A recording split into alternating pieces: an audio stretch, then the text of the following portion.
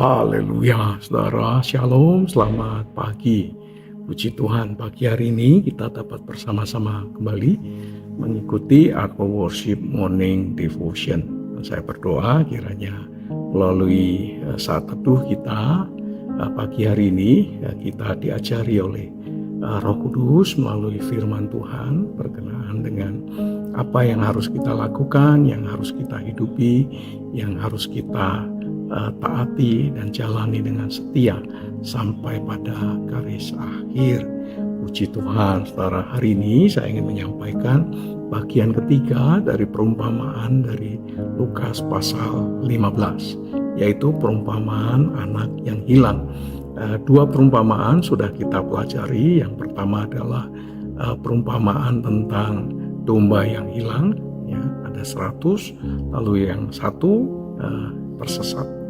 Dan kemudian dirham yang hilang, 1 dirham hilang, cari ya, sampai ditemukan. Dan yang ketiga kita hari ini melihat perumpamaan yang ketiga, perikopnya cukup panjang.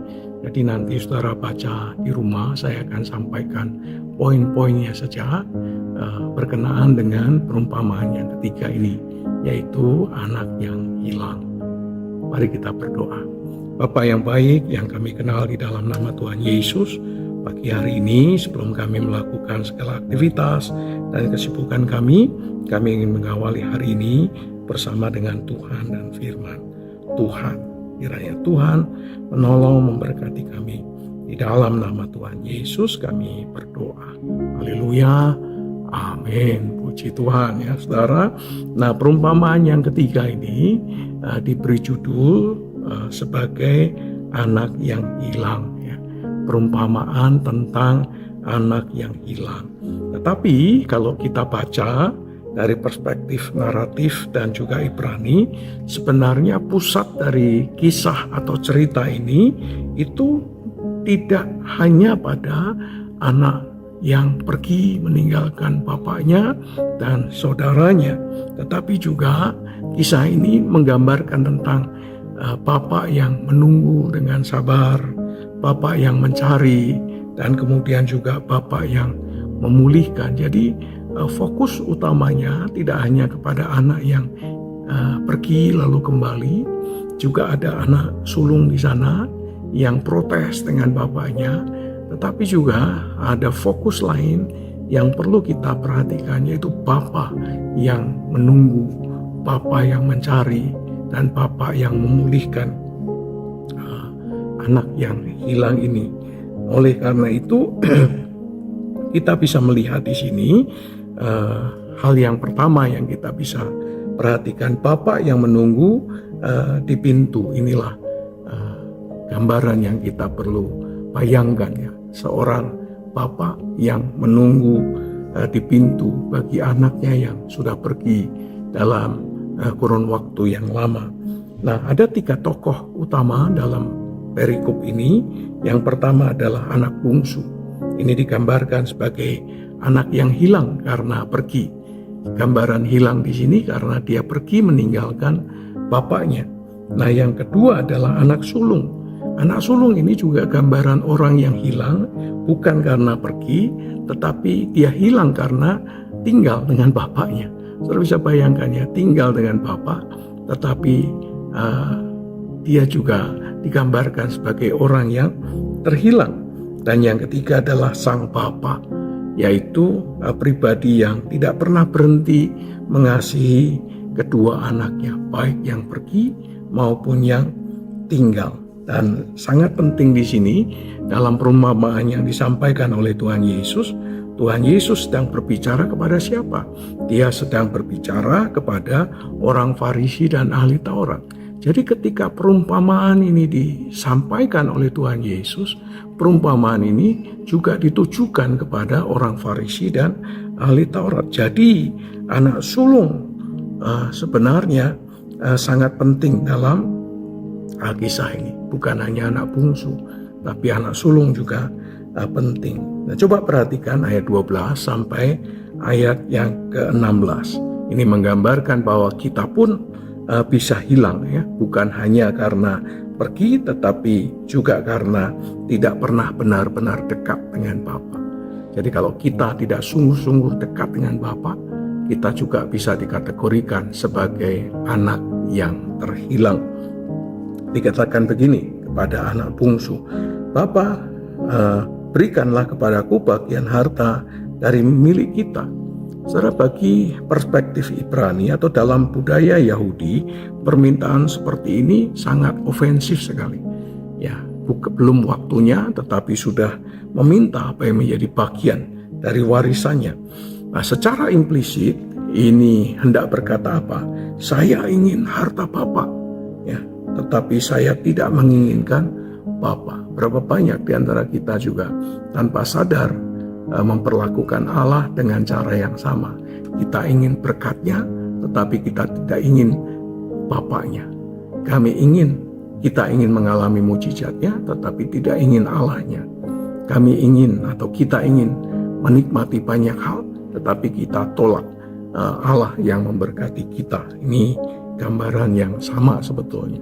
Nah, kalau kita melihat apa yang digambarkan di sini, maka ini adalah gambaran dosa yang sangat kuat dalam diri pribadi lepas pribadi. Dosa bukan saja melanggar aturan, ya, dosa itu selalu melanggar aturan. Nah, pelanggaran terhadap firman itu juga adalah dosa. Tetapi dosa di sini adalah menginginkan pemberian Allah, tetapi di sisi yang lain, ya, tidak menginginkan Allah dalam hidupnya. Ini merupakan dosa loh, saudara. Saudara selalu minta berkat, tetapi saudara tidak menginginkan dekat dengan Allah, si pemberi berkat itu. Kita menolak untuk dekat dengan Allah secara pribadi. Nah, dalam perspektif Yunani, harta dan kekayaan ini menjadi begitu sangat kuat, yang selalu diinginkan oleh manusia. Anak sulung, anak bungsu ini mengingini bagian dari warisannya, lalu kemudian pergi. Jadi kekayaan itu begitu sangat kuat mendominasi kehidupan seseorang, termasuk anak bungsu dan bahkan mungkin juga termasuk saudara dan saya. Tetapi Lukas di sini berkata, ia pergi setelah dapat warisan, setelah dapat sesuatu dari bapaknya, dia pergi. Nah, kata pergi ini dikatakan pergi ke negeri yang jauh. Jadi memang secara sengaja dia menjauhi bapaknya. Dia tidak ingin bapaknya, dia ingin warisannya, dia ingin berkatnya, dia ingin hartanya, tetapi dia tolak bapaknya. Nah, secara naratif ini bukan jarak geografis ya, jauh ini tidak bicara tentang geografis, tetapi ini gambaran jarak atau keterpisahan secara relasional antara bapak dan anak ini. Jadi kita mungkin bisa saja pergi ke luar negeri, secara geografis jauh, tapi sebetulnya bukan masalah jarak, tapi ini hubungan relasi dengan Bapa, dengan Allah secara pribadi. Digambarkan kita terpisah dari Bapa. Oleh karena itu saudara boleh ada di luar kota, secara geografis jauh dari gereja, jauh dari tempat ibadah, tetapi bukan persoalan geografis, tetapi sejauh mana saudara jauh dari Tuhan. Bagaimana relasi hubungan kita dengan Tuhan secara pribadi. Oleh karena itu jangan hanya ingin berkatnya, saudara, tetapi juga ingini kedekatan dengan Sang Pemberi berkat, Sang Pemberi warisan dalam kehidupan saudara secara pribadi. Tapi kemudian muncul anak sulung itu, dia tidak pergi menjauh dari bapaknya. Dia tetap ada di rumah bersama-sama dengan bapaknya. Tetapi ketika adiknya pulang, dikatakan ia marah. Dia berkata, telah bertahun-tahun aku melayani Bapa. Perhatikan kata melayani. Di sini ia melihat dirinya sebagai pekerja, sebagai pegawai, bukan sebagai anak. Jadi ada dua cara tersesat di sini. Yang satu digambarkan seperti anak bungsu, dia tidak membutuhkan Bapa, dia tidak ingin dekat dengan Bapa, dia ingin menjauh dari Bapa. Itu perspektif dari si bungsu. Bagaimana dengan perspektif si sulung? Dikatakan, aku menaati Bapa supaya Bapa berutang kepadaku. Jadi di sini dia menempatkan Bapa bukan sebagai bapaknya, tetapi sebagai sang pemberi kerja. Ya, dia ingin mendapatkan berkatnya dan menganggap Bapa itu berutang dengan kedekatan, dipelihara, diberkati, hidup dengan kelimpahan, tapi menganggap hutang. Ya. Ada begitu banyak orang menganggap hutang, ya. Tuhan berhutang dengan kita. Saya berdoa kita tidak punya pemikiran seperti itu ketika saudara melayani, tidak mendapat PK, lalu saudara berkata, Tuhan hutang dengan aku. Saudara melakukan pekerjaan Tuhan, saudara tidak dapat apa-apa, saudara berkata, Tuhan hutang dengan aku. Saudara, Tuhan itu utang. Kalau saudara itu memiutangi Tuhan, itu caranya bagaimana, saudara? Memiutangi Tuhan dan Tuhan tidak pernah mau berhutang. Itu kan Alkitab berkata demikian. Jadi yang satu tersesat karena pemberontakan, tetapi yang satu tersesat melalui apa? Kehidupan tanpa relasi. Tinggal dalam sebuah gereja tapi tanpa relasi. Ibadah tapi tanpa relasi. Melayani tapi tanpa relasi. Ya, menjadi hamba Tuhan tapi tanpa relasi. Saudara, tanpa kita sadari kita ini bisa jauh dari Allah karena meninggalkan rumahnya, tidak beribadah, tidak bersekutu, tidak berdoa, tidak membaca Alkitab.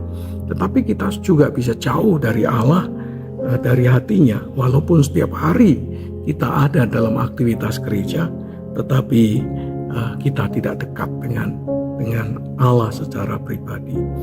Seorang saudara dan saya bisa saja aktif dalam pelayanan, hadir dalam ruang-ruang ibadah setiap hari Minggu, bahkan melayani pekerjaan Tuhan. Tetapi hati kita itu bisa jauh dari Bapa. Hati-hati saudara. Mana yang saudara hidupi saat ini sebagai anak bungsu, anak sulung. Dua-duanya harus bertobat. Harus kembali kepada Allah dan membangun relasi yang intim dengan Allah secara pribadi.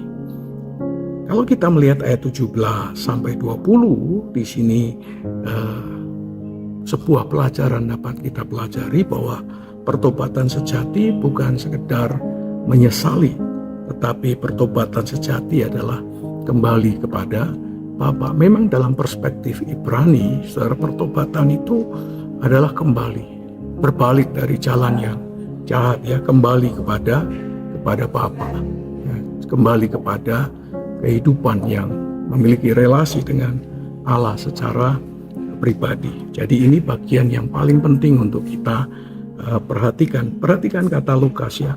Lalu ia menyadari keadaannya. Ya, dalam perspektif Yunani, kata ini mengajarkan ketika ia datang kepada dirinya sendiri. Ya. Ketika ia datang kepada dirinya sendiri, ia tersadar. Jadi kata menyadari keadaannya itu berarti dia tersadar karena situasi dan kondisi atas dirinya sendiri. Lalu dia berkata, aku akan bangkit dan pergi kepada Bapakku. Perhatikan, ya, bangkit, pergi, kembali. Itulah pertobatan. Kalau hanya masih di pikiran, itu belum pertobatan. Kalau masih di perasaan, itu belum pertobatan. Tapi yang namanya pertobatan adalah ada tindakan. Bangkit, pergi, dan kembali kepada Bapa. Oleh karena itu, konsep pertobatan dalam perspektif Ibrani itu, saya merasa bersalah. Dan saya ingin kembali kepada Bapa. Inilah pertobatan. Jadi kalau saudara adalah orang yang mengambil sikap untuk bertobat, berarti saudara hendak berkata, saya bersalah kepada Bapa, saya berdosa kepada Bapa, dan saya ingin kembali kepada Bapa. Dan ketika anak itu masih jauh, bapaknya melihat dia, dan lalu bapaknya berlari. Ini yang mengejutkan, ya, dalam budaya Timur Tengah, seorang patriark yang terhormat biasanya tidak berlari. tetapi Bapa itu berlari menyambut mereka yang kembali kepadanya. Oleh karena itu, ketika saudara berbalik dari jalan yang jahat, kembali kepada Bapa, Bapa pasti menyambut kita sesuai dengan kasih-Nya. Amin. Amin, puji Tuhan. Mari kita berdoa. Bapa yang baik yang kami kenal, di dalam nama Tuhan Yesus, kami bersyukur untuk pagi hari ini. Dan kiranya kami tidak terhilang, baik sebagai orang yang pergi menjauh dari Tuhan, atau orang yang tidak memiliki relasi dengan Tuhan, sekalipun dekat dalam pekerjaan dan aktivitas gereja. Ampuni kami ya Tuhan, dan kami ingin mengambil sikap untuk kembali kepada Tuhan. Ini kami yang berdosa, ampuni kami, dan kami ingin kembali kepada Bapa untuk menikmati segala kebajikan dan kemurahan Bapa dalam kehidupan kami, dan kami boleh menikmati kembali relasi yang intim dengan Bapa secara pribadi. Terima kasih Bapa, kami bersyukur di dalam nama Tuhan Yesus Kristus. Kami menyerahkan semua aktivitas kami sepanjang pagi hari ini ke dalam tangan anugerah-Mu. Di dalam nama Tuhan Yesus Kristus, Tuhan memberkati engkau dan melindungi engkau. Tuhan menyinari engkau dengan wajah-Nya dan memberi engkau kasih karunia. Tuhan menghadapkan wajah-Nya kepadamu dan memberi engkau damai sejahtera. Di dalam nama Allah Bapa, Allah Putra, Allah Roh Kudus, di dalam nama Tuhan Yesus Kristus yang telah mengajarkan kepada kami berdoa. Bapa kami yang ada di surga, dikuduskanlah namamu, datanglah kerajaanmu, jadilah kehendak-Mu di bumi seperti di surga. Berilah kami pada hari ini makanan kami yang secukupnya, dan ampunilah kami akan kesalahan kami, seperti kami juga mengampuni orang yang bersalah kepada kami. Dan janganlah membawa kami ke dalam pencobaan, tapi lepaskanlah kami daripada yang jahat, karena Engkau yang punya kerajaan dan kuasa dan kemuliaan sampai selama-lamanya. Di dalam nama Tuhan Yesus Kristus. Haleluya. Amin. Puji Tuhan, saudara. Selamat menikmati hari ini. Selamat bekerja, selamat beraktivitas. You are blessed.